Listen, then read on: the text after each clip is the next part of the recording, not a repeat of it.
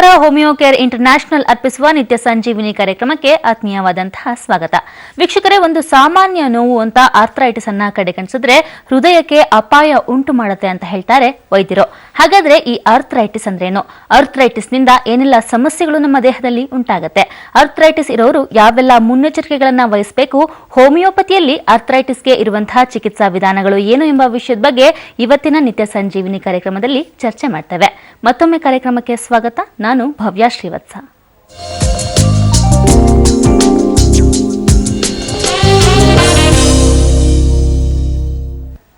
ಇವತ್ತಿನ ಕಾರ್ಯಕ್ರಮದಲ್ಲಿ ನಮ್ಮ ಜೊತೆ ಇದ್ದಾರೆ ಹೋಮಿಯೋಪತಿ ವೈದ್ಯರಾದಂತಹ ಡಾಕ್ಟರ್ ಪ್ರಿಯಾಂಕಾ. ಡಾಕ್ಟರ್ ನಮಸ್ತೆ, welcome to the show. Thank you. ಈ ಮೊದಲಿಗೆ ಈ ಆರ್ಥರೈಟಿಸ್ ಅನ್ನೋದು ಬಹಳಷ್ಟು ಜನ ಅನ್ಕೊಂಡಿರ್ತಾರೆ ಇದು ಸಣ್ಣ ನೋವು ಅಂತ, ಆದ್ರೆ ಇದು ಹೃದಯಕ್ಕೆ ನೋವನ್ನ ಉಂಟು ಮಾಡುವಂತಹ, ಅಪಾಯವನ್ನ ತರುವಂತಹ ಒಂದು ಕಾಯಿಲೆ ಅಂತ ವೈದ್ಯರು ಹೇಳ್ತಿರ್ಬೇಕಾದ್ರೆ ಬಹಳಷ್ಟು ಜನರಿಗೆ ಭಯ ಆಗೇ ಆಗತ್ತೆ. ಹಾಗಾಗಿ ಯಾವ ರೀತಿ ಈ ಆರ್ಥರೈಟಿಸ್ ಹೃದಯಕ್ಕೆ ನಮಗೆ ಅಪಾಯವನ್ನ ಉಂಟು ಮಾಡುತ್ತೆ? ಆರ್ಥರೈಟಿಸ್ ಅಂತಂದ್ರೆ ಎಲ್ರಿಗೂ ಗೊತ್ತಿರೋ ಹಾಗೆ ಜಾಯಿಂಟ್ಸ್ ಪೇನ್. ಬಟ್ ಏನಾಗುತ್ತೆ, ಆರ್ಥರೈಟಿಸ್ ಅಂತಂದಾಗ ಸುಮಾರು 100ಕ್ಕಿಂತ ಹೆಚ್ಚಾದ ಟೈಪ್ಸ್ ಆಫ್ ಆರ್ಥರೈಟಿಸ್ ಇದೆ. ಸೊ ಅದರಲ್ಲಿ ನಾವು ಟೈಪ್ಸ್ ನೋಡ್ತಾ ಹೋದಾಗ ಏನಾಗುತ್ತೆ, ನಾವು ನೋಡ್ತಿರುವಂಥ ದಿನನಿತ್ಯದ ಪ್ರಾಕ್ಟೀಸಲ್ಲಿ ಆಗಿರ್ಬೋದು ಅಥವಾ ನಾವು ನೋಡ್ತಿರುವಂಥ ಹೆಚ್ಚಾಗಿ ಕಂಡು ಬರ್ತಿರುವಂಥ ಆರ್ಥರೈಟಿಸ್ಗಳಾಗಿರ್ಬೋದು ಅಂತಂದ್ರೆ ಒಂದು ರುಮ್ಯಾಟೆಡ್ ಆರ್ಥರೈಟಿಸ್ ಅಂತ ಹೇಳ್ತೀವಿ.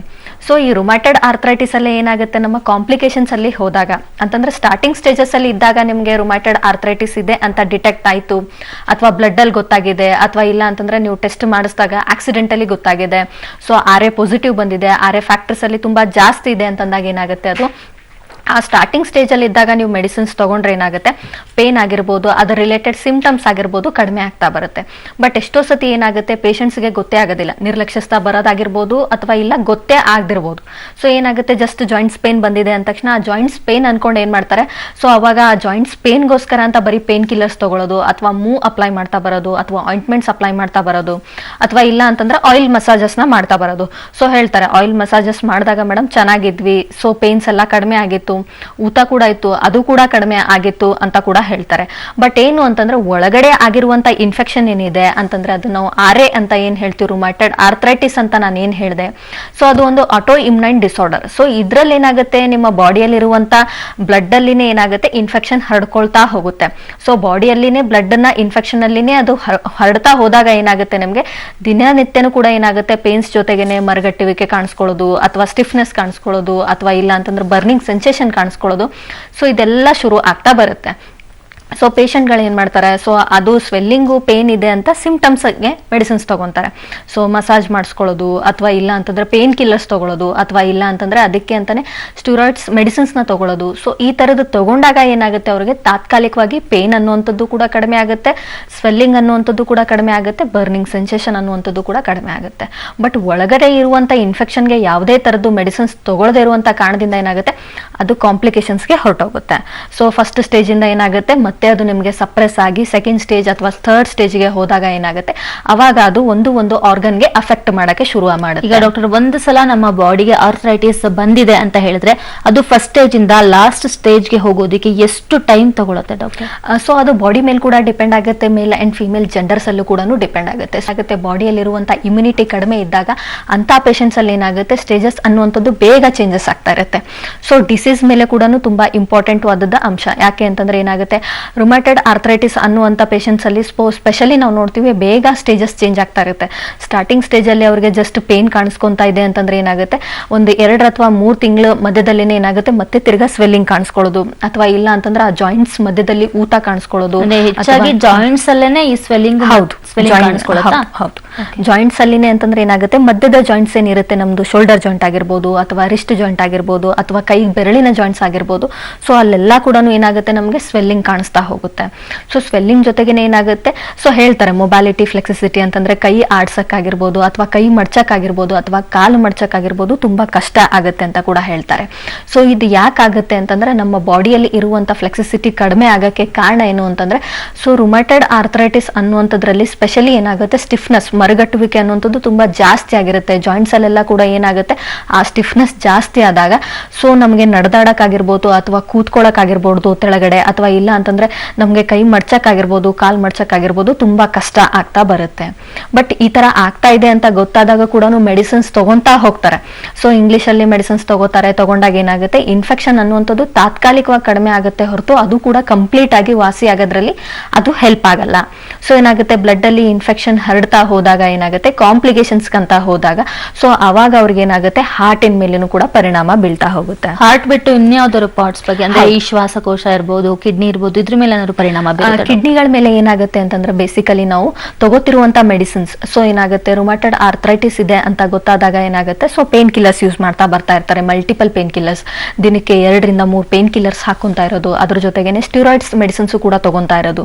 ಸೊ ಸ್ಟಿರಾಯ್ಡ್ ಮೆಡಿಸಿನ್ಸ್ ಏನಾಗುತ್ತೆ, ಹೆಚ್ಚಿನ MCG ಅಲ್ಲಿ ಅಂತಂದ್ರೆ 500 MCG ಆಗಿರ್ಬೋದು ಅಥವಾ 300 MCG ಮೆಡಿಸಿನ್ಸ್ ಆಗಿರ್ಬೋದು. ಸೊ ಇದನ್ನ ಬೆಳಗ್ಗೆ ಸಾಯಂಕಾಲ ಈ ತರ ಯೂಸ್ ಮಾಡೋದ್ರಿಂದ ಏನಾಗುತ್ತೆ ದೇಹದಲ್ಲಿ, ಸೊ ಅದರಿಂದ ನಮ್ಗೆ ಏನಾಗುತ್ತೆ, ಕಿಡ್ನಿ ಮಲ್ಗಳ ಮೇಲೂ ಕೂಡ ಪರಿಣಾಮ ಬೀಳ್ತಾ ಹೋಗುತ್ತೆ. So multiple pain killers use ಮಾಡೋದ್ರಿಂದ, ಸ್ಟಿರಾಯ್ಡ್ಸ್ ಮೆಡಿಸಿನ್ಸ್ ಯೂಸ್ ಮಾಡೋದ್ರಿಂದ ಏನಾಗುತ್ತೆ, ಕಿಡ್ನಿಗಳ ಮೇಲೆ ಕೂಡ ಪರಿಣಾಮ ಬಿದ್ದಾಗ ಕಿಡ್ನಿಗಳು ಕೂಡ ಹಾಳಾಗುವಂತ ಸಾಧ್ಯತೆ ಇರುತ್ತೆ. ಅಥವಾ ಎಷ್ಟೋ ಸತಿ ಪೇಷಂಟ್ಸ್ ಹೇಳ್ತಾರೆ, ಮೇಡಮ್ ಅದು ಯೂಸ್ ಆದ್ಮೇಲೆನೆ ಸೊ ದೇಹ ದಪ್ಪ ಆಗಿದೆ.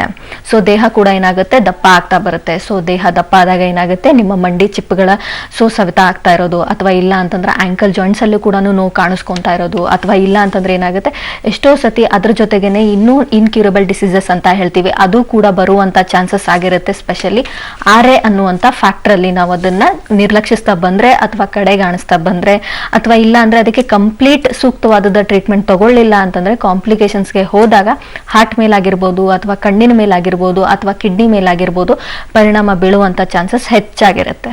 ಓಕೆ ಡಾಕ್ಟರ್, ಈ ಬಗ್ಗೆ ಹೆಚ್ಚಿನ ಮಾಹಿತಿನ ಪಡ್ಕೊಂತೀನಿ. ಒಬ್ರು ಕಾಲರ್ ಇದ್ದಾರೆ. ಈಗ ಶಂಕರನ್ ಅವರು ಕನಕಪುರದಿಂದ ಕರೆ ಮಾಡಿದ್ದಾರೆ. ನಮಸ್ತೆ. ನಮಸ್ತೆ ಮೇಡಮ್. ಏನ್ ಸಮಸ್ಯೆ ಇದೆ ಶಂಕರ್ ಅವರೇ? ಮೇಡಮ್, ಇದು ಮಂಡಿ ಚಿಪ್ಪು ಎರಡೂ ಕಾಲದಲ್ಲೂ ತುಂಬಾ ನೋವು ಬರುತ್ತೆ. ಡಾಕ್ಟರ್ ಮಾತಾಡಿ. ಎದೊಳಕ್ಕಾಗಲ್ಲ. ಮತ್ತೆ ಅದು ಥಂಡಿ ಇದ್ರೆ ಮಾತ್ರ, ನಾನು ಥಂಡಿ ಓಡಾಡಿದ್ರೆ ಮಾತ್ರ ಆತರ ಬರುತ್ತೆ. ಓಕೆ. ಸೊ ವಯಸ್ಸು ಶಂಕರ್ ಅವರೇ ನಿಮ್ಗೆ? 38 ವರ್ಷ ಮೇಡಮ್. ಓಕೆ. ಎಷ್ಟು ವರ್ಷದಿಂದ ಈ ತರ ನೋವು ಕಾಣಿಸ್ತಾ ಇದೆ ನಿಮ್ಗೆ? ಇಲ್ಲ ಮೇಡಮ್, ಇದು ಸ್ವಲ್ಪ ದಿವಸದಿಂದ ನಾವು ರೆಸ್ಟ್ ಆಗಿದ್ದು ಏನಿರ್ಲಿಲ್ಲ. ಇವಾಗ ಸ್ವಲ್ಪ ರೈತರು ಕೆಲಸ ಮಾಡಕ್ ಸ್ಟಾರ್ಟ್ ಮಾಡಿದ್ವಿ. ಆ ನೀರೊಳಗೆ ಏನಾದ್ರು ಓಡಾಡಿದ್ರೆ ಆ ತರ ಬರುತ್ತೆ ಮೇಡಮ್. ಸ್ವಲ್ಪ ಒಂದು 15 ದಿವಸ 20 ದಿವಸದಿಂದ ಇದು ಸ್ಟಾರ್ಟ್ ಆಗಿರೋದು. ಓಕೆ. ಕೋಲ್ಡ್ ಕ್ಲೈಮೇಟ್ ಅಲ್ಲಿ ಏನಾಗುತ್ತೆ, ಹೆಚ್ಚಾಗಿ ನಮ್ಗೆ ಜಾಯಿಂಟ್ಸ್ ಗಳು ಹಿಡ್ಕೊಳ್ಳೋಂಥದ್ದಾಗಿರುತ್ತೆ. ಸೊ ಯಾಕೆ ಅಂತಂದ್ರೆ ಆ ಕ್ಲೈಮೇಟ್ ಇರುವಂತಹ ಹ್ಯೂಮಿಡ್ ಟೆಂಪರೇಚರ್ ಏನಿರುತ್ತೆ, ಸೊ ಅದರಿಂದ ಏನಾಗುತ್ತೆ, ಜಾಯಿಂಟ್ಸ್ ಗಳು ಹಿಡ್ಕೊಂತಾ ಇರುತ್ತೆ. ಅದನ್ನೇ ನಾವು ಸ್ಟಿಫ್ನೆಸ್ ಅಂತ ಹೇಳ್ತೀವಿ ಶಂಕರ್ ಅವರೇ. ಇದು ಕಡಿಮೆ ಆಗ್ಬೇಕು ಅಂತಂದ್ರೆ ಏನ್ ಮಾಡ್ಬೇಕು, ನೈಟ್ ಹೊತ್ತು ಸ್ವಲ್ಪ ನೀವು ಕೊಬ್ಬರಿ ಎಣ್ಣೆ ಆಗಿರ್ಬೋದು ಅಥವಾ ಇಲ್ಲ ಹರಳೆಣ್ಣೆ ಆಗಿರ್ಬೋದು ಸ್ವಲ್ಪ ಬಿಸಿ ಮಾಡ್ಬಿಟ್ಟು ಸೊ ಅಪ್ಲೈ ಮಾಡೋದ್ರಿಂದ ಏನಾಗುತ್ತೆ ಅಂತಂದ್ರೆ ಆ ಜಾಯಿಂಟ್ಸ್ ಅಲ್ಲಿ ಮೂವ್ಮೆಂಟ್ ಮಾಡಕ್ಕೆ ಕಷ್ಟ ಆಗಲ್ಲ. ಬಟ್ ಇಲ್ಲ ತುಂಬಾ ನೋವು ಆಗ್ತಾ ಇದೆ, ಆಯಿಲ್ ಅಪ್ಲೈ ಮಾಡಿದ್ರು ಕೂಡ ನೋವು ಬರ್ತಾ ಇದೆ ಅಂತಂದಾಗ ಏನ್ ಮಾಡ್ಬೇಕು ಅಂತಂದ್ರೆ ನೀವು ಒಂದ್ಸತಿ ಎಕ್ಸ್ರೇ ಮಾಡಿಸ್ಬೇಕಾಗತ್ತೆ. ಅದು ಸೊ ಯಾವ ಕಾರಣಕ್ಕಾಗಿ ಪೇನ್ ಕಾಣಿಸ್ತಾ ಇದೆ, ಎಕ್ಸ್ರೇ ಅಲ್ಲಿ ಏನಾದ್ರು ಪ್ರಾಬ್ಲಮ್ ಇದ್ರೂ ಕೂಡ ಗೊತ್ತಾಗುತ್ತೆ ಶಂಕರ್ ಅವರೇ. ಸೊ ಅದ್ರ ಪ್ರಕಾರವಾಗಿ ಟ್ರೀಟ್ಮೆಂಟ್ ತಗೊಳ್ಳೋಕ್ಕೂ ಕೂಡ ಹೆಲ್ಪ್ ಆಗುತ್ತೆ. ಬಟ್ ಏನು ಅಂತಂದ್ರೆ ಸ್ಟಾರ್ಟಿಂಗ್ ಅಲ್ಲಿ ಜಸ್ಟ್ 15 ಡೇಸ್ ಆದ್ರೂ ಸ್ವಲ್ಪ ಆಯಿಲ್ ಮಸಾಜಸ್ ನ ಮಾಡಿ ನೋಡಿ. ದಿನ ನೈಟು ಮಲ್ಕೋಬೇಕಾದಾಗ ಸ್ವಲ್ಪ ಎಣ್ಣೆನ ಬಿಸಿ ಮಾಡಿಬಿಟ್ಟು ಚೆನ್ನಾಗಿ ಹಚ್ಚಿ ಮಸಾಜ್ ಮಾಡಿ ಸ್ವಲ್ಪ ಹಾಟ್ ಫೋಮೆಂಟೇಶನ್ ಕೊಟ್ಟರೆ ಅದು ಕಡಿಮೆ ಆಗುತ್ತೆ. ಬಟ್ ಇಲ್ಲ ಅಗೇನ್ ರಿಲ್ಯಾಪ್ಸ್ ಆಗ್ತಾ ಇದೆ, ತಿರ್ಗಾ ಮತ್ತೆ ಕಾಣಿಸ್ಕೊಂತಾ ಇದೆ ಅಂತಂದ್ರೆ ಅದನ್ನ ನಿರ್ಲಕ್ಷಿಸಕ್ಕೆ ಹೋಗ್ಬೇಡಿ. ಸೊ ಸ್ವಲ್ಪ ಬ್ಲಡ್ ಟೆಸ್ಟ್ ಬರುತ್ತೆ, ಕ್ಯಾಲ್ಸಿಯಂ ಲೆವೆಲ್ ಟೆಸ್ಟ್ ಅಂತ ಹೇಳ್ತೀವಿ, ಮತ್ತೆ HB ಟೆಸ್ಟ್ ಅಂತ ಹೇಳ್ತೀವಿ. ಇದ್ರ ಜೊತೆಗೇನೆ ಒಂದು ಎಕ್ಸ್ರೇ ಮಾಡಿಸಿದ್ರು ಕೂಡ ಹೆಲ್ಪ್ ಆಗುತ್ತೆ. ಸೊ ಇದರಲ್ಲಿ ಯಾವ ತರದ್ದು ಪ್ರಾಬ್ಲಮ್ ಇದೆ ಅಂತ ತಿಳ್ಕೊಂಡು ಮೆಡಿಸಿನ್ಸ್ ತಗೊಳ್ಳೋದ್ರಲ್ಲೂ ಕೂಡ ಹೆಲ್ಪ್ ಆಗುತ್ತೆ. ಟ್ರೀಟ್ಮೆಂಟ್ ಕೂಡ ಕಂಪ್ಲೀಟ್ ಆಗಿ ವಾಸಿಯಾಗಕ್ಕೂ ಕೂಡ ಹೆಲ್ಪ್ ಆಗುತ್ತೆ ನಿಮ್ಗೆ. ಕರೆ ಮಾಡಿದ್ದಕ್ಕೆ ಧನ್ಯವಾದ. ಈಗ ವಿಜಯನ್ ಅವರು ಬೆಂಗಳೂರಿನಿಂದ ಕರೆ ಮಾಡಿದ್ದಾರೆ. ನಮಸ್ತೆ. ಹಲೋ, ಏನ್ ಪ್ರಾಬ್ಲಮ್ ಇದೆ ವಿಜಯ್ ಅವರೇ? ಮೇಡಮ್, ನನ್ಗೆ ಈ ಲೆಫ್ಟ್ ಮತ್ತೆ ರೈಟ್ ಮಸಲ್ಸ್ ಇದೆಯಲ್ಲ ಕೈ, ಅಲ್ಲಿ ತುಂಬಾ ಪೇನ್ ಬರುತ್ತೆ. ಮತ್ತೆ ಓಡಾಡ್ಬೇಕಾದ್ರೆ ಈ ಇದ್ರ ಹತ್ರ ಪಾದದ ಹತ್ರ ನೋವುತ್ತೆ ಮೇಡಮ್. ಏನಾದ್ರು ಟ್ರೀಟ್ಮೆಂಟ್ ತಗೊಂಡಿದ್ದೀರಾ? ಇಲ್ಲ, ತಗೊಂಡಿಲ್ಲ. ಏನು ಅದು 1 ತಿಂಗಳಿಂದ ಸ್ಟಾರ್ಟ್ ಆಗಿದೆ. ಡಾಕ್ಟರ್ ಇದ್ದಾರೆ, ಮಾತಾಡಿ. ಹೇಳಿ ವಿಜಯ್ ಅವರೇ. ಮೇಡಮ್, ಅದು ಲೆಫ್ಟ್ ಮತ್ತೆ ರೈಟ್ ಕೈ ಮಸಲ್ಸ್ ಹತ್ರ ಪೇನ್ ಬರುತ್ತೆ. ಓಕೆ. ಮತ್ತೆ ಜಾಸ್ತಿ ಓಡಾಡಕ್ಕಾಗಲ್ಲ. ಈ ಪಾದ ಮತ್ತೆ ಪಾದದ ಮೇಲ್ಗಡೆ ನೋವು ಬರುತ್ತೆ ಮೇಡಮ್. ಓಕೆ. ಬೇಸಿಕಲಿ ಏನ್ ಕೆಲಸ ಮಾಡ್ತೀರಾ ವಿಜಯ್ ಅವರೇ ನೀವು? ನಾನು ಮಾರ್ಕೆಟಿಂಗ್ ಫೀಲ್ಡ್ ಅಲ್ಲಿ. ಓಕೆ. ಅಂತಂದ್ರೆ ತುಂಬಾ ಟ್ರಾವೆಲಿಂಗ್ ಇರುತ್ತಾ ನಿಮ್ಗೆ? ಹೌದು. ಓಕೆ. ಈ ಟ್ರಾವೆಲಿಂಗ್ ಬೇಸಿಸ್ ಮೇಲೆ 2 ವೀಲರ್ ಮೇಲೆ ತುಂಬಾ ಓಡಾಡೋದ್ರಿಂದ ಏನಾಗುತ್ತೆ, ನಿಮಗೆ ಸ್ಟ್ರೈನ್ ಆಗ್ತಾ ಇದೆ. ಸೊ ಅದರಿಂದನೇ ಏನಾಗುತ್ತೆ, ಸೊ ಸ್ಟ್ರೆಸ್ ಲೆವೆಲ್ಸ್ ಎಲ್ಲ ಜಾಸ್ತಿ ಆಗ್ತಾ ಇದೆ, ಸ್ಟ್ರೈನ್ ಆಗ್ತಾ ಇದೆ. ಸ್ಟ್ರೈನ್ ಆದಾಗ ಏನಾಗುತ್ತೆ, ಫಿಸಿಕಲ್ ಸ್ಟ್ರೈನ್ ಇದು ಅಂತಂದ್ರೆ 2 ವೀಲರ್ಸ್ ಮೇಲೆ ತುಂಬಾ ಕಂಟಿನ್ಯೂಸ್ ಆಗಿ ಓಡಾಡೋದ್ರಿಂದ ಏನಾಗುತ್ತೆ, ಮಸಲ್ಸ್ ಗಳಲ್ಲಿ ಕ್ರಾಂಪ್ಸ್ ಕಾಣಿಸ್ಕೊಳ್ಳುತ್ತೆ. ಅಂತಂದ್ರೆ ಏನಾಗುತ್ತೆ, ಆ ಮಸಲ್ಸ್ ಗಳು ಹಿಡ್ಕೊಂತಾ ಇರುತ್ತೆ. ಸೊ ಏನ್ ಮಾಡ್ಬೇಕು, ಅಟ್ಲೀಸ್ಟ್ ವೀಕ್ಲಿ 1 ಟ್ವೈಸ್ ಆಗಿರ್ಬೋದು ಅಥವಾ ಥ್ರೈಸ್ ಆಗಿರ್ಬೋದು, ಸೊ ಆಯಿಲ್ ಮಸಾಜಸ್ ಜೊತೆಗೇನೆ ವಾಕಿಂಗ್ ಮಾಡ್ಕೊಳ್ಳುವಂತ ಅಭ್ಯಾಸ ಕೂಡ ಇಟ್ಕೋಬೇಕು ವಿಜಯವ್ರೆ. ಅಟ್ಲೀಸ್ಟ್ ದಿನನಿತ್ಯದಲ್ಲಿ ಒಂದು 45 ಮಿನಿಟ್ಸ್ ಪರ್ ಡೇ ವಾಕಿಂಗ್ ಮಾಡ್ಕೊಳ್ಳೋದು. ಅದ್ರ ಜೊತೆಗೇನೆ ಕ್ಯಾಲ್ಸಿಯಂ ಡೈಟ್ ನ ಚೆನ್ನಾಗಿ ತಗೋಬೇಕು. ಕ್ಯಾಲ್ಸಿಯಂ ಡೈಟ್ ಅಂತಂದ್ರೆ ಹಾಲಾಗಿರ್ಬೋದು ಅಥವಾ ಹಾಲಿನ ಪದಾರ್ಥ ಆಗಿರ್ಬೋದು ಅಥವಾ ಮೊಟ್ಟೆ ಆಗಿರ್ಬೋದು ಅಥವಾ ಇಲ್ಲ ಅಂದ್ರೆ ಸೊಪ್ಪುಗಳು ಅಥವಾ ಕಾಳುಗಳು, ಈ ತರದನ್ನ ನಿಮ್ಮ ದಿನನಿತ್ಯದ ಆಹಾರದಲ್ಲಿ ಸ್ಪೆಷಲಿ ಹಸಿ ತರಕಾರಿ ಮತ್ತೆ ಹಸಿ ಕಾಳುಗಳು ತಿನ್ನೋದ್ರಿಂದ ಏನಾಗುತ್ತೆ ಅಂತಂದ್ರೆ ಕ್ಯಾಲ್ಸಿಯಂ ಸರಿಯಾಗಿ ಸಿಕ್ಕುತ್ತೆ ದೇಹಕ್ಕೆ. ಸೊ ಟ್ರಾವೆಲಿಂಗ್ ಏನಿದೆ 2 ವೀಲರ್ ನ ಆದಷ್ಟು ಸ್ವಲ್ಪ ಕಡಿಮೆ ಮಾಡ್ಕೋಬೇಕು ಅಂತ ಹೇಳ್ತೀನಿ. ಯಾಕೆ ಅಂತಂದ್ರೆ ನೀವು ಇದನ್ನೆಲ್ಲ ತಗೊಂಡು ಮತ್ತೆ ತಿರ್ಗಾ ಅದನ್ನ ನೀವು ಟ್ರಾವೆಲಿಂಗ್ ಮಾಡಿದ್ರೆ ಏನಾಗುತ್ತೆ, ಸ್ಟ್ರೈನ್ ಅನ್ನುವಂಥದ್ದು ಕಂಟಿನ್ಯೂಸ್ ಆಗಿ ಬಂದಾಗ ಏನಾಗುತ್ತೆ, ಮಸಲ್ಸ್ ಅಲ್ಲಿ ನಿಮ್ಗೆ ಪೇನ್ ಕಾಣಿಸ್ಕೊಂತಾ ಇದೆ. ಸೊ ಮಸಲ್ಸ್ ಪೇನ್ಸ್ಗೆ ಏನ್ ಮಾಡ್ಬೇಕು ಅಂತಂದ್ರೆ ಸ್ವಲ್ಪ ನೀವು ಟೈಮ್ ಬೀಂಗ್ ಆಗಿರ್ಬೋದು ಅಥವಾ ಇಲ್ಲ ಅಂತಂದ್ರೆ ಸ್ವಲ್ಪ ಟೈಮ್ ತಗೊಂಡು 45 ಮಿನಿಟ್ಸ್ ವಾಕಿಂಗ್ ಮಾಡಿ, ಚೆನ್ನಾಗಿ ಆಹಾರ ತಗೊಳ್ಳಿ, ಸ್ವಲ್ಪ ಟ್ರಾವೆಲಿಂಗ್ ಅನ್ನುವಂಥದ್ದನ್ನ ಅವಾಯ್ಡ್ ಮಾಡಿ, ಕಡಿಮೆ ಆಗುತ್ತೆ ಅದಕ್ಕೆ. ಕರೆ ಮಾಡಿದ್ದಕ್ಕೆ ಧನ್ಯವಾದ. ಈಗ ಬಾಬು ರೆಡ್ಡಿ ಅನ್ನೋರು ಕರೆ ಮಾಡಿದ್ದಾರೆ. ನಮಸ್ತೆ. ನಮಸ್ತೆ. ಏನ್ ಪ್ರಾಬ್ಲಮ್ ಇದೆ ಬಾಬು ರೆಡ್ಡಿ ಅವರು? ಬ್ಯಾಕ್ ಪೇನ್ ಇದೆ. ನಿಮ್ಮ ವಯಸ್ಸು? 40. ಡಾಕ್ಟರ್ ಇದ್ದಾರೆ, ಮಾತಾಡಿ. ಹೇಳಿ ಬಾಬು ಅವರ. ನಮಸ್ತೆ ಮೇಡಮ್. ನಮಸ್ತೆ. ಯಾವಾಗಿಂದ ಇದೆ ಪೇನ್ಸ್ ನಿಮ್ಗೆ? ಒಂದು 4-5 ಮಂತ್ಸ್ ಇಂದ ಇದೆ ಮೇಡಮ್. ಓಕೆ. ಬರೀ ಬ್ಯಾಕ್ ಪೇನು ಅಂತಂದ್ರೆ ಅದರಲ್ಲೂ ಕೂಡ ಕೆಳಗಡೆ ಸೊಂಟದ ಭಾಗದಲ್ಲಿ ಇದೆಯಾ ಅಥವಾ ಕತ್ತಿನ ಭಾಗದಲ್ಲಿ ಇದೆಯಾ ಅಥವಾ ಮಧ್ಯ ಭಾಗದಲ್ಲಿ ಇದೆಯಾ ಬಾಬು ಅವರ? ಸ್ಕ್ಯಾನ್ ಮಾಡ್ತಿದೆ ಮೇಡಮ್, ಅದರಲ್ಲಿ L1 L5 ಅಂತ ಇದೆ, ಅಲ್ಲಿ ಇದೆ ಅಂತ ಹೇಳ್ತಾ ಇದ್ದಾರೆ ಡಾಕ್ಟರ್. ಓಕೆ. L1 L5 ಅಲ್ಲಿ ಏನ್ ಪ್ರಾಬ್ಲಮ್ ಇದೆ ಅಂತ ಕೊಟ್ಟಿದ್ದಾರೆ MRI ಅಲ್ಲಿ ಬಾಬು ಅವರೇ? ಡಿಸ್ಕ್ ಸ್ಲಿಪ್ ಆಗಿದೆ ಅಂತ ಹೇಳ್ತಾರೆ ಮೇಡಮ್. ಓಕೆ. ಎಲ್ಲಾರು ಬಿದ್ದಿರೋದು ಅಥವಾ ಮೈನರ್ ಏನಾರು ಆಕ್ಸಿಡೆಂಟ್ ಆಗಿರೋದು ಈ ತರದ್ ಏನಾರು ಆಗಿತ್ತಾ ಬಾಬು ಅವರೇ ಮೊದಲು? ಒಂದ್ಸಲಿ ಸ್ಲಿಪ್ ಆಗಿ ಬಿದ್ದಿತ್ತು ಮೇಡಮ್, ಆದ್ರೆ 1 ತಿಂಗಳವರೆಗೂ ಏನ್ ಇರ್ಲಿಲ್ಲ ಪೇನ್, ಆಮೇಲೆ ನಿಧಾನಕ್ಕೆ ಪೇನ್ ಜಾಸ್ತಿ ಆಗ್ತದೆ. ಹೌದು ಬಾಬು ಅವರೇ, ಏನಾಗುತ್ತೆ ಸ್ಟಾರ್ಟಿಂಗ್ ಅಲ್ಲಿ ಬಿದ್ದಾಗ ನಮ್ಗೆ ಅದು ಗೊತ್ತಾಗೋದಿಲ್ಲ. ಸೊ ಯಾಕೆ ಅಂತಂದ್ರೆ ನಮ್ಗೆ ಅದು ಪ್ಯಾಥಾಲಜಿಕಲ್ ಚೇಂಜಸ್ ಏನಿದೆ ಆ ಚೇಂಜಸ್ ನಿಧಾನಕ್ಕೆ ಚೇಂಜ್ ಆಗ್ತಾ ಹೋಗುತ್ತೆ. ಸ್ಟಾರ್ಟಿಂಗ್ ಅಲ್ಲಿ ಸ್ವಲ್ಪ ಪೇನ್ ಕಾಣಿಸ್ಕೊಂಡಿರುತ್ತೆ, ಆ ಪೇನ್ ಕಿಲ್ಲರ್ಸ್ ತಗೊಂಡಿರ್ತೀವಿ, ಕಡಿಮೆ ಆಗಿರುತ್ತೆ. ಬಟ್ ಒಳಗಡೆ ಆಗಿರುವಂತ ಡ್ಯಾಮೇಜ್ ಏನಾಗಿದೆ ಒಂದ್ ಸ್ವಲ್ಪ ಟೈಮ್ ಬಿಂಗ್ ರಿಲ್ಯಾಪ್ಸ್ ಆದ್ಮೇಲೆ ಕೂಡ ಕಾಣಿಸುತ್ತೆ ಅದು. ಸೊ ಆ ಕಾರಣದಿಂದಾನೇ ನಿಮ್ಗೆ ಆ ನೋವು ಕಾಣಿಸ್ತಾ ಇದೆ. ಸೊ ಇವಾಗ ಅದೇನ್ ಡಿಸ್ಕ್ ಸ್ಲಿಪ್ ಆಗಿದೆ ಆ ಬಿದ್ದಿರುವಂತ ಕಾರಣದಿಂದಾನೇ ಆಗಿದೆ. ಸೊ ಇದಕ್ಕೆ ನೀವು ಹೋಮಿಯೋಪತಿಯಲ್ಲಿ ಮೆಡಿಸಿನ್ಸ್ ತಗೊಂಡ್ರೆ ಇದು ಕಂಪ್ಲೀಟ್ ಆಗಿ ವಾಸಿ ಆಗಕ್ಕೆ ಹೆಲ್ಪ್ ಆಗುತ್ತೆ. ಅಂತಂದ್ರೆ ಏನಾಗುತ್ತೆ, ಸ್ಟಾರ್ಟಿಂಗ್ ಅಲ್ಲಿ ನಿಮ್ಗೆ ಪೇನ್ ಕಾಣಿಸ್ಕೊಂತಾ ಇದೆ ಅಥವಾ ಅಲ್ಲಿ ಸ್ವೆಲ್ಲಿಂಗ್ ಇದೆ ಅಥವಾ ಡಿಸ್ಕ್ ಸ್ಲಿಪ್ ಆಗಿರೋ ಕಾರಣದಿಂದ ಬೊಗ್ಗಕ್ ಆಗ್ತಿಲ್ಲ ಅಥವಾ ತೆಳಗಡೆ ಕೂತ್ಕೊಳಕ್ ಆಗ್ತಿಲ್ಲ ಅನ್ನುವಂತ ಏನ್ ಪ್ರಾಬ್ಲಮ್ಸ್ ಇದೆ, ಇದು ಕಂಪ್ಲೀಟ್ ಆಗಿ ವಾಸಿ ಆಗಕ್ಕೆ ಹೆಲ್ಪ್ ಆಗುತ್ತೆ. ಬಟ್ ಡಿಸ್ಕ್ ಸ್ಲಿಪ್ ಅನ್ನುವಂಥದ್ದು ಸ್ಲಿಪ್ ಆಗಿರೋದು ಮತ್ತೆ ತಿರ್ಗಾ ಯಥಾಸ್ಥಿತಿ ನಾರ್ಮಲ್ ಪೊಸಿಷನ್ ಬರಕ್ಕೆ ಅದು ಸ್ವಲ್ಪ ಕಷ್ಟ ಆಗುತ್ತೆ. ಬಟ್ ನಿಮ್ ನಾರ್ಮಲ್ ರೊಟೀನ್ಸ್ ಮಾಡ್ಕೊಳಕ್ ಆಗಿರ್ಬೋದು, ಹೆಲ್ಪ್ ಆಗುತ್ತೆ. ಒಂದ್ಸತಿ ಬಂದು ಭೇಟಿ ಕೊಡಿ, ನಿಮ್ಗೆ ಹೆಲ್ಪ್ ಆಗುತ್ತೆ. ಕರೆ ಮಾಡಿದ್ದಕ್ಕೆ ಧನ್ಯವಾದ. ಈಗ ಉಮಾಶಂಕರ್ ಅನ್ನೋರು ಮಂಗಳೂರಿಂದ ಕರೆ ಮಾಡಿದ್ದಾರೆ. ನಮಸ್ತೆ. ನಮಸ್ಕಾರ ಮೇಡಮ್. ಏನ್ ಪ್ರಾಬ್ಲಮ್ ಇದೆ ಮೇಡಮ್? ನಮ್ಗೆ ಅದೇ ಅಲ್ಲಿ ಹೇಳಿದ್ರಿ ಆಗ್ಲೇನೆ, ಮರಗಟ್ಟುವಿಕೆ, ಕಾಲೆಲ್ಲ ಪೇನ್ ಬರ್ತಾ ಇದೆ, ನೋವು ಬರ್ತಿದೆ, ಸೆಲ್ಟ್ ಆಗ್ತಿದೆ, ಇದೆಲ್ಲ. ನಿಮ್ ವಯಸ್ಸೆಷ್ಟು ಉಮಾಶಂಕರ್ ಅವರ? ನಿಮ್ ವಯಸ್ಸೆಷ್ಟು? ನಮ್ಗೆ ಈಗ 42 ಇಯರ್ಸ್ ಮೇಡಮ್. ಡಾಕ್ಟರ್ ಇದ್ದಾರೆ, ಮಾತಾಡಿ. ಎಸ್ ಉಮಾಶಂಕರ್ ಅವರ, ಇದೆಲ್ಲ ಕಂಪ್ಲೇಂಟ್ಸ್ ಯಾವಾಗಿಂದ ಇದೆ ನಿಮ್ಗೆ? ಮೇಡಮ್ 1 ಇಯರ್ ಆಯ್ತು ಆಕ್ಚುಲಿ. ಓಕೆ. ನಾವು ಇದ್ರಲ್ಲಿ ಅಲೋಪತಿನಲ್ಲೆಲ್ಲ ತೋರಿಸಿದ್ವಿ, ಆಯುರ್ವೇದಿಕ್ ಎಲ್ಲ ಮಾಡ್ಕೊಂಡ್ವಿ, ಗುಣ ಆಗ್ಲಿಲ್ಲ. ಆನಂತರ ಹೋಮಿಯೋ ಕೇರ್ ನಿಮ್ಮ ಸಂಸ್ಥೆ ಮಂಗಳೂರಿನಲ್ಲೇ ಬಂದು ಈಗ ಒಂದು 5-6 ತಿಂಗಳಿಂದ ಟ್ರೀಟ್ಮೆಂಟ್ ತಗೊಳ್ತಾ ಇದೀವಿ. ಇದು ಪ್ಲಸ್ ಇದ್ರ ಜೊತೆಗೆ ಥೈರಾಯ್ಡ್ ಎರಡು ಸೇರಿಸಿ ತಗೊಳ್ತಾ ಇದೀವಿ. ಬಟ್ ಏನಂದ್ರೆ ನಮ್ಗೆ ಗುಣ ಆದಂಗಾಗುತ್ತೆ, ಮತ್ತೆ ಪೇನ್ ಶುರು ಆಗುತ್ತೆ, ಗುಣ ಆಗುತ್ತೆ, ಮತ್ತೆ ಪೇನ್ ಶುರು ಆಗುತ್ತೆ. ಇದಕ್ಕೆ ರೆಮಿಡಿನೇ ಇಲ್ವಾ ಮೇಡಮ್ ಅಂತ? ಹಾಗೇನಿಲ್ಲ ಉಮಾಶಂಕರ್ ಅವರೇ, ಏನಾಗ್ತಾ ಇರುತ್ತೆ, ಇವಾಗ ನೀವು ಹೋಮಿಯೋಪತಿಯಲ್ಲಿ ಮೆಡಿಸಿನ್ಸ್ ಏನ್ ತಗೋತಾ ಇದ್ದೀರಾ ಹೋಮಿಯೋಕೇರ್ ಅಲ್ಲಿ, ಅದು ಇನ್ಫೆಕ್ಷನ್ಗೆ ಅಂತ ಕೊಡ್ತಾ ಇದ್ದಾರೆ, ಪೇನ್ ಕಿಲ್ಲರ್ಸ್ ಪೇನ್ಗೆ ಅಂತ ಕೊಡ್ತಾ ಇಲ್ಲ ಉಮಾಶಂಕರ್ ಅವರೇ. ಯಾಕೆ ಅಂತಂದ್ರೆ ಏನಾಗುತ್ತೆ ಇಲ್ಲಿ, ಸೊ ಪೇನ್ಗೆ ನಾನು ಮೊದಲು ಬ್ಲಡ್ ಅಲ್ಲಿ ಇರುವಂತ ಇನ್ಫೆಕ್ಷನ್ ಕಡಿಮೆ ಆಗಕ್ಕಂತ ಕೊಡ್ತಾ ಇರುವಂತ ಮೆಡಿಸಿನ್ಸ್ ಇದು. ಸೊ ಬ್ಲಡ್ ಅಲ್ಲಿ ಇರುವಂತ ಇನ್ಫೆಕ್ಷನ್ಸ್ ಕಂಪ್ಲೀಟ್ ಆಗಿ ವಾಸಿ ಆಗ್ಬೇಕು. ಏನಾಗುತ್ತೆ, ಇವಾಗ ಎಕ್ಸಾಂಪಲ್ ನಿಮ್ದು ಯಾವ ಫ್ಯಾಕ್ಟರ್ ಅಲ್ಲಿ ಇನ್ಫೆಕ್ಷನ್ ಲೆವೆಲ್ ಜಾಸ್ತಿ ಇದೆ ಅಂತಂದಾಗ ಏನಾಗುತ್ತೆ, ಅದು ಕಡಿಮೆ ಆಗಿರುತ್ತೆ, ಬಟ್ ಇನ್ನು ಟೋಟಲ್ ನಾರ್ಮಲ್ ರೇಂಜ್ಗೆ ಅಂತ ಬಂದಿರಲ್ಲ. ಸೊ ಏನಾಗ್ತಾ ಇರುತ್ತೆ, ಸೊ ಕ್ಲೈಮೆಟಿಕ್ ಕಂಡೀಷನ್ಸ್ ಚೇಂಜ್ ಆದಾಗ ಅಥವಾ ಡೈಟ್ ಅಲ್ಲಿ ನಿಮ್ದು ಏನಾದ್ರು ಚೇಂಜಸ್ ಆದಾಗ ಅಥವಾ ಇಲ್ಲ ಅಂತಂದ್ರೆ ವಾಕಿಂಗ್ ಎಕ್ಸರ್ಸೈಸಸ್ ನ ಕಂಪಲ್ಸರಿಯಾಗಿ ಫಾಲೋ ಮಾಡ್ಲಿಲ್ಲ ಅಂತಂದ್ರೆ ಏನಾಗುತ್ತೆ, ಮತ್ತೆ ತಿರ್ಗಾ ಅದು ಪದೇ ಪದೇ ಕಾಣಿಸ್ಕೊಳ್ಳೋಂಥದ್ದು ಇರುತ್ತೆ. ಸೊ ಅದ್ರ ಜೊತೆಗೆ ಏನ್ ಮಾಡ್ಬೇಕು, ಡೈಟ್ ಫಾಲೋ ಮಾಡೋದಾಗಿರ್ಬೋದು ಅಥವಾ ಇಲ್ಲ ಅಂತಂದ್ರೆ ಸರಿಯಾಗಿ ವಾಕಿಂಗ್ ಎಕ್ಸರ್ಸೈಸಸ್ ಮಾಡೋದಾಗಿರ್ಬೋದು. ಸೊ ಈ ತರದ್ದು ಕೂಡ ಮಾಡ್ತಾ ಬಂದ್ರೆ ಏನಾಗುತ್ತೆ, ಬ್ಲಡ್ ಅಲ್ಲಿ ಇರುವಂತ ಇನ್ಫೆಕ್ಷನ್ಸ್ ಕಡಿಮೆ ಆಗಕ್ಕೆ ಹೆಲ್ಪ್ ಆಗುತ್ತೆ. ಸೊ ಅದು ಕಂಪ್ಲೀಟ್ ಆಗಿ ಕಡಿಮೆ ಆದ್ಮೇಲೆ ಕಂಪ್ಲೀಟ್ ಆಗಿ ವಾಸಿ ಆಗಕ್ಕೆ ನಿಮ್ಗೆ ಹೆಲ್ಪ್ ಆಗುತ್ತೆ. ಇವಾಗ ನೀವು ಮೆಡಿಸಿನ್ಸ್ ತಗೋತಿದ್ದೀರಲ್ಲ ಅದನ್ನೇ ಕಂಟಿನ್ಯೂ ಮಾಡಿ. ಯಾಕೆಂದ್ರೆ ಥೈರಾಯ್ಡ್ಗೂ ಕೂಡ ತಗೋತಿದ್ದೀನಿ ಅಂತ ಹೇಳಿದ್ರೆ ಕಂಟಿನ್ಯೂ ಮಾಡಿ, ಕಂಪ್ಲೀಟ್ ಆಗಿ ವಾಸಿ ಆಗಕ್ಕೆ ಹೆಲ್ಪ್ ಆಗುತ್ತೆ ನಿಮ್ಗೆ. ಕರೆ ಮಾಡಿದ್ದಕ್ಕೆ ಧನ್ಯವಾದ. ಈಗ ರಮೇಶನವರು ಮಂಡ್ಯದಿಂದ ಕರೆ ಮಾಡಿದ್ದಾರೆ. ನಮಸ್ತೆ ಸರ್. ನಮಸ್ತೆ. ಹೇಳಿ, ಏನ್ ಸಮಸ್ಯೆ ಇದೆ? ನಮಗೆ ಆಕ್ಚುಲಿ 20 year ಇಂದ ಇದು ರುಮಟೈಡ್ ಆರ್ಥರೈಟಿಸ್ ಅಂದ್ಬಿಟ್ಟು ತುಂಬಾ ಇದು ಮಾಡ್ತಿದೆ. ಅದು ರುಮಟೈಡ್ ಆರ್ಥರೈಟಿಸ್ ಅಂದ್ಬಿಟ್ಟು ಹೇಳ್ತಾರೆ ಡಾಕ್ಟ್ರು ಮೇಡಮ್. ಸರಿ, ಡಾಕ್ಟರ್ ಇದ್ದಾರೆ, ಮಾತಾಡಿ. ಯಾವ ವಯಸ್ಸಲ್ಲಿ ಕಾಣಿಸ್ಕೊಂಡಿದೆ ರಮೇಶ್ ಅವರೇ ನಿಮ್ಗೆ ಇದು? ಮೇಡಮ್ ನನಗೆ ಅದು ಆಕ್ಚುಲಿ 16-17 ವರ್ಷದಿಂದ ಅದು ಕಾಣಿಸ್ಕೊತು. ಫಸ್ಟ್ ಪೇನ್ ಬಂತು.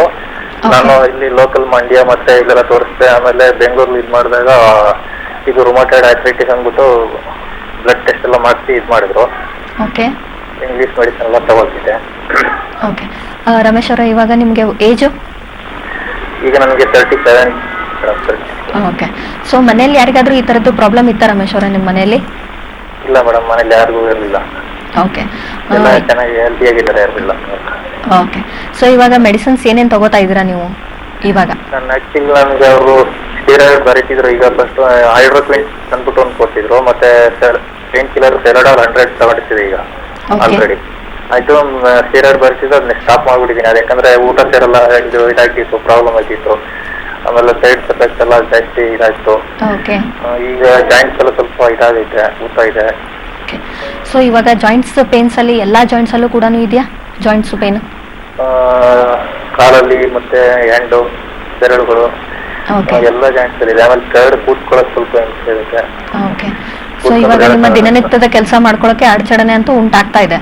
ಆಗ್ತಾ ಇದೆ. ಓಕೆ.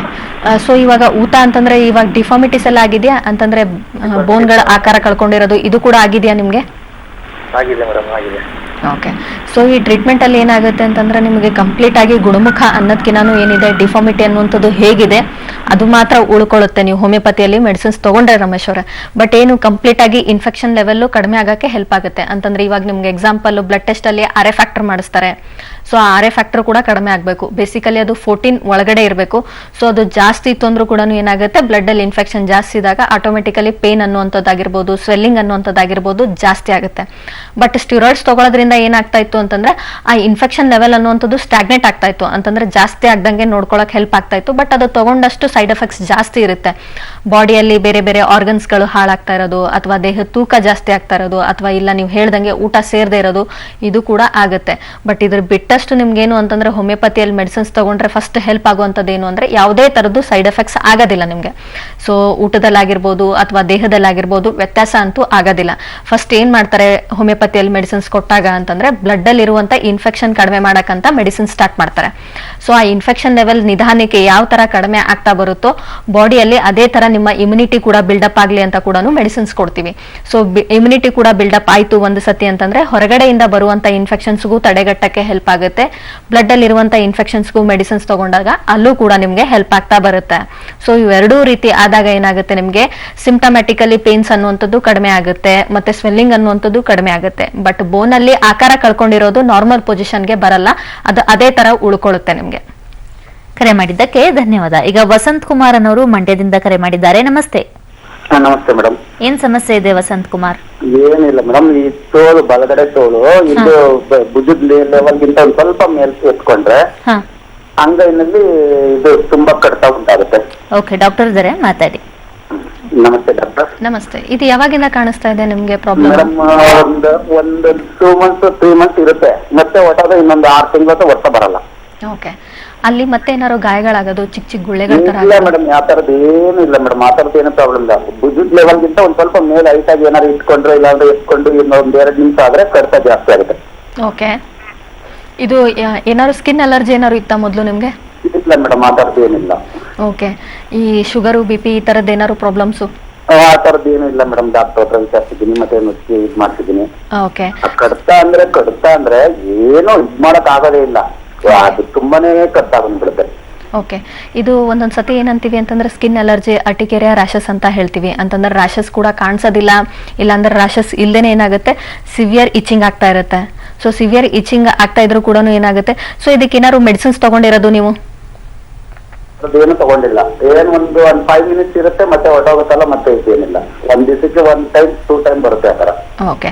ಸೊ ಒಂದ್ಸತಿ ಇದಕ್ಕೆ ಅಂತಾನೆ ಸ್ಕಿನ್ ಟೆಸ್ಟ್ ಮಾಡ್ತಾರೆ ನಿಮಗೆ. ಸ್ಕಿನ್ ಟೆಸ್ಟ್ ಮಾಡಲಿಲ್ಲ ಅಂದ್ರೂ ತೊಂದರೆ ಇಲ್ಲ, ಹತ್ರದ ಸ್ಕಿನ್ ವೈದ್ಯರ ಹತ್ರ ಹೋಗ್ಬಿಟ್ಟು ತೋರಿಸಿ. ಯಾಕೆ ಅಂತಂದ್ರೆ ಅದು ಒಂದೊಂದ್ಸತಿ ಫಂಗಲ್ ಇನ್ಫೆಕ್ಷನ್ ಆಗಿರ್ಬೋದು, ಅಥವಾ ಇಲ್ಲ ಅಂತಂದ್ರೆ ಆರ್ಟಿಕೇರಿಯಾ ರ್ಯಾಷಸ್ ಆಗಿರ್ಬೋದು, ಅಥವಾ ಇಲ್ಲ ಅಂದ್ರೆ ಸ್ಕಿನ್ ಅಲ್ಲೇ ಏನಾದ್ರು ಫುಡ್ ತಗೊಂಡಾಗ, ಅಥವಾ ಇಲ್ಲ ಅಂತಂದ್ರೆ ಯಾವುದೋ ತರದ್ದು ಬಟ್ಟೆ ಇರುತ್ತೆ ಅದು ಆಗದೆ ಇರುವಾಗ ಏನಾಗುತ್ತೆ, ಸ್ಕಿನ್ ಅಲ್ಲಿ ಅಲರ್ಜಿ ಶುರು ಆಗ್ತಾ ಇರುತ್ತೆ. ಅದು ಯಾವ ಕಾರಣಕ್ಕಾಗಿ ಆಗ್ತಾ ಇದೆ ಅಂತ ತಿಳ್ಕೊಂಡ್ರೆ ಮಾತ್ರ ಅದಕ್ಕೆ ಟ್ರೀಟ್ಮೆಂಟ್ ತಗೊಳಕ್ಕೆ ಹೆಲ್ಪ್ ಆಗುತ್ತೆ. ಫಸ್ಟ್ ಟ್ರೀಟ್ಮೆಂಟ್ ಕಾರಣ ಏನು ಅಂತ ತಿಳ್ಕೊಳಕ್ಕೆ ಸ್ಕಿನ್ ವೈದ್ಯರ ಹತ್ರ ಹೋಗ್ಬಿಟ್ಟು ಒಂದ್ಸತಿ ಭೇಟಿ ಕೊಡಿ, ಹೆಲ್ಪ್ ಆಗುತ್ತೆ ನಿಮ್ಗೆ. ಕರೆ ಮಾಡಿದ್ದಕ್ಕೆ ಧನ್ಯವಾದ. ವೀಕ್ಷಕರೇನು ನೀವು ಕೂಡ ಆರ್ಥರೈಟಿಸ್ ನಿಂದ ಬಳಲ್ತಾ ಇದ್ರೆ ಹೋಮಿಯೋಕೇರ್ ಇಂಟರ್ನ್ಯಾಷನಲ್ಗೆ ಭೇಟಿ ನೀಡಿ ಹೋಮಿಯೋಪತಿ ಚಿಕಿತ್ಸೆಯನ್ನ ಪಡ್ಕೊಳ್ಬಹುದು. ಸಂಪರ್ಕಿಸಬೇಕಾದಂತಹ ವಿಳಾಸ ಬರ್ತಿದೆ, ನೋಟ್ ಮಾಡ್ಕೊಳ್ಳಿ. ಡಾಕ್ಟರ್ ಪ್ರಿಯಾಂಕಾ ಹೋಮಿಯೋಪತಿ ವೈದ್ಯರು, Homeocare international private limited, Bengaluru, Malleshwaram, Jayanagar, Indiranagar, Mysuru, Davanagere, Hubballi, Kalaburagi, Mangaluru, Ballari, Belagavi.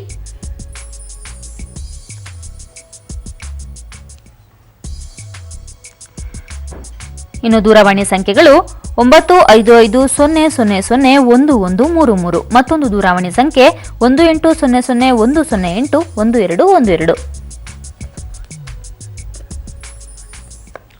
Doctor, ಇನ್ನು ಈ ಹೋಮಿಯೋಪತಿಲಿ ಆವಾಗಲೇ ಹೇಳಿದ್ರಿ ನಾವು ಯಾವ ರೀತಿ ಚಿಕಿತ್ಸೆ ಕೊಡ್ತೀವಿ ಅಂದ್ರೆ ಒಳಗಿರುವಂತಹ ಇಮ್ಯುನಿಟಿನ ಬಿಲ್ಡ್ ಮಾಡೋ ರೀತಿ ಚಿಕಿತ್ಸೆ ಕೊಡ್ತೀವಿ, ರಕ್ತದಲ್ಲಿರುವಂತಹ ಇನ್ಫೆಕ್ಷನ್ ನ ಹೋಗ್ಲಾಡಿಸ್ತೀವಿ, ಆಮೇಲೆ ನೀವು ನೋವಿಗೆ ಟ್ರೀಟ್ಮೆಂಟ್ ಕೊಡ್ತೀವಿ ಅಂತ ಹೇಳಿದ್ರಿ. ಅಂದ್ರೆ ಈ ಆರ್ಥರೈಟಿಸ್ ಅಂತ ಬಂದ್ರೆ ಫಸ್ಟ್ ಯಾವ ಸ್ಟೇಜ್ ನಿಂದ ನೀವು ಚಿಕಿತ್ಸೆಯನ್ನ ಶುರು ಮಾಡ್ತೀರಾ? ಸ್ಟಾರ್ಟಿಂಗ್ ಸ್ಟೇಜಸ್ ಅಲ್ಲಿನೇ ನೀವು ಬಂದಾಗ ಅಂತ, ಅಥವಾ ಇಲ್ಲ ಅಂತಂದ್ರೆ ನಿಮ್ಗೆ ಆಕ್ಸಿಡೆಂಟ್ ಅಲ್ಲಿ ಗೊತ್ತಾಗಿದೆ ನಿಮ್ಗೆ ಆರೆ ಇದೆ ಅಂತ, ರುಮ್ಯಾಟಾಯ್ಡ್ ಆರ್ಥರೈಟಿಸ್ ಇದೆ, ಅಥವಾ ಇಲ್ಲ ಅಂದ್ರೆ ಗೌಟಿ ಆರ್ಥರೈಟಿಸ್ ಇದೆ, ಅಥವಾ ಇಲ್ಲ ಅಂತಂದ್ರೆ ಸೋರಿಯಾಸಿಸ್ ಆಗ್ಬಿಟ್ಟು ಸೋರಿಯಾಟಿಕ್ ಆರ್ಥರೈಟಿಸ್ ಇದೆ ಅಂತ ಗೊತ್ತಾದಾಗ ಕೂಡ ಇಲ್ಲಿ ಫಸ್ಟ್ ಮಾಡುವಂತ ಕೆಲಸ ಏನು ಅಂತಂದ್ರೆ ನಾವು ಹೋಮಿಯೋಪತಿಯಲ್ಲಿ ಮೆಡಿಸಿನ್ಸ್ ಕೊಟ್ಟಾಗ ಏನಾಗುತ್ತೆ, ಇದು ಒಂದು ನ್ಯಾಚುರಲ್ ಬೇಸ್ಡ್ ಮೆಡಿಸಿನ್ಸ್. ಇದನ್ನ ತಗೊಂಡಾಗ ಹೆಲ್ಪ್ ಆಗುವಂತದ್ದು ಏನು ಅಂತಂದ್ರೆ ಯಾವುದೇ ತರದ್ದು ನಿಮಗೆ ಸೈಡ್ ಎಫೆಕ್ಟ್ಸ್ ಅಂತ ಬಾಡಿಗೆ ಆಗೋದಿಲ್ಲ. ಎಲ್ಲಾ ಏಜಿನ ಗ್ರೂಪ್ ಅಲ್ಲೂ ಕೂಡ ಈ ಮೆಡಿಸಿನ್ಸ್ ಹೆಲ್ಪ್ ಆಗುತ್ತೆ. ಈ ಮೆಡಿಸಿನ್ ಸೂಟು ಕೂಡ ಆಗುತ್ತೆ. ಸೊ ಮಕ್ಕಳಲ್ಲಿ ಅಂತಾನೆ ಅಲ್ಲ, ದೊಡ್ಡವರಲ್ಲಿ ಅಂತಾನೆ ಅಲ್ಲ, ವಯಸ್ಸಾದವರಲ್ಲಿ ಅಂತಾನೆ ಅಲ್ಲ, ಎಲ್ಲಾ ಏಜ್ ಗ್ರೂಪ್ ಅವ್ರಿಗೂ ಕೂಡ ಏನಾಗುತ್ತೆ ಈ ಮೆಡಿಸಿನ್ಸ್ ಅನ್ನುವಂಥದ್ದು ಹೆಲ್ಪ್ ಆಗುತ್ತೆ. ಫಸ್ಟ್ ಸ್ಟಾರ್ಟಿಂಗ್ ಸ್ಟೇಜ್ ಅಲ್ಲೇ ಇದ್ದಾಗ ಏನಾಗುತ್ತೆ, ಬ್ಲಡ್ ಅಲ್ಲಿ ಇರುವಂತ ಇನ್ಫೆಕ್ಷನ್ ಹರಡಕ್ಕೂ ಕೂಡ ಸ್ಟಾರ್ಟ್ ಆಗಿರಲ್ಲ. ಸೊ ಆವಾಗ ಮೆಡಿಸಿನ್ಸ್ ತಗೊಂಡಾಗ ಏನಾಗುತ್ತೆ, ಇನ್ಫೆಕ್ಷನ್ ಅನ್ನುವಂಥದ್ದು ಬೇಗ ಕಡಿಮೆ ಆಗ್ತಾ ಬರುತ್ತೆ. ಹೆಂಗೆ ನಿಮ್ಗೆ ಇನ್ಫೆಕ್ಷನ್ ಕಡಿಮೆ ಆಗ್ತಾ ಬರುತ್ತೆ, ಹೊರಗಡೆಯಿಂದನೂ ಕೂಡ ಏನಾಗುತ್ತೆ ಸಿಂಪ್ಟಮ್ಸ್ ಅನ್ನುವಂಥದ್ದು ನಿಧಾನಕ್ಕೆ ವಾಸಿ ಆಗ್ತಾ ಬರುತ್ತೆ. ಪೇನ್ಸ್ ಆಗಿರ್ಬೋದು ಅಥವಾ ಸ್ವೆಲ್ಲಿಂಗ್ ಆಗಿರ್ಬೋದು.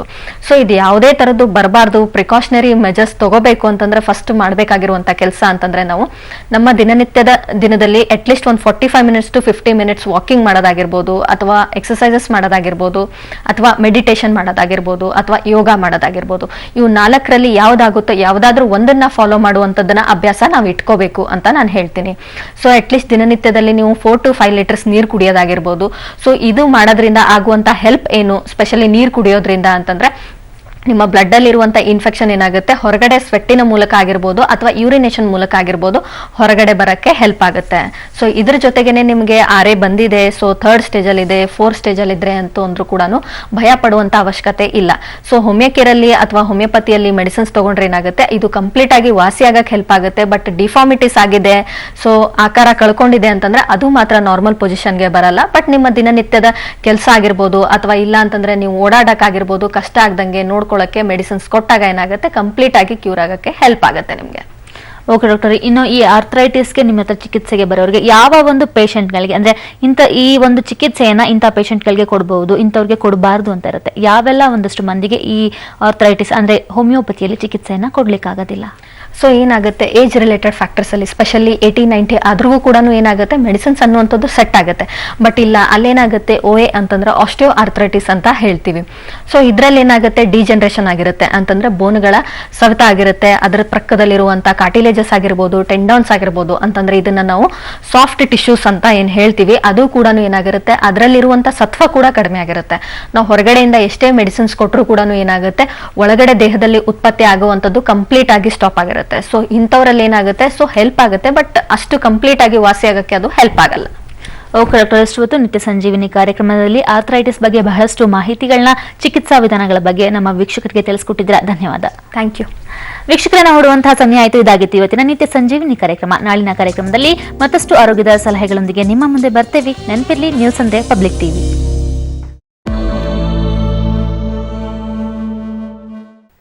ಮಂತ್ರಿ ಮೇಟಿ ಅವರ ಸುದ್ದಿ ಇದೆ, ಜೊತೆಗೆ ಜಯಲಲಿತಾ ಪುತ್ರಿ ಎನ್ನಲಾದ ಚಿತ್ರದ ಬಗ್ಗೆನ ಹೊಸ ಕತೆ ಬಂದಿದೆ. ಇವೆಲ್ಲದರ ಮಧ್ಯೆ ಉಳಿದ ಸುದ್ದಿಗಳು. ಮೊದಲು ಮೇಟಿ ಅವರ ಕತೆ.